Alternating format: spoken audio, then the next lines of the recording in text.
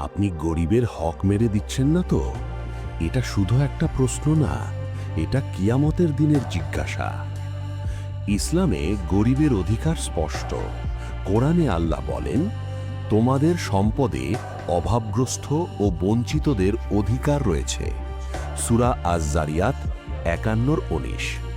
মানে এটা দয়া না, এটা তাদের হক। আর মুহাম্মদ সাল্লাল্লাহু আলাইহি ওয়াসাল্লাম বলেছেন, যে ব্যক্তি পেট ভরে খায় অথচ তার পাশের প্রতিবেশী ক্ষুধার্ত থাকে, সে প্রকৃত মুমিন নয়। ভাবুন তো, আপনি রাতের খাবার খাচ্ছেন আর পাশের ঘরে কেউ না খেয়ে ঘুমাচ্ছে। তাহলে গরিবের হক কিভাবে মারা হয়? 1. জাকাত ফরজ হওয়ার পরও হিসেব না করা, শ্রমিকের ঘাম শুকানোর আগেই মজুরি না দেওয়া, ওজনে কম দেওয়া, ফিতরা বা সদকা দেরি করা, ইচ্ছা করে পাওনা আটকে রাখা।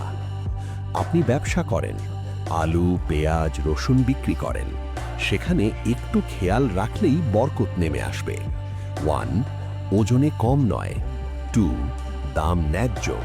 3. গরিব ক্রেতাকে হাসি মুখে সামান্য ছাড়। কারণ লাভ শুধু টাকায় না, লাভ বরকতে। আজ আয়নার সামনে দাঁড়িয়ে নিজেকে জিজ্ঞেস করুন, 1. আমার সম্পদে কি কারো প্রাপ্য আটকে আছে?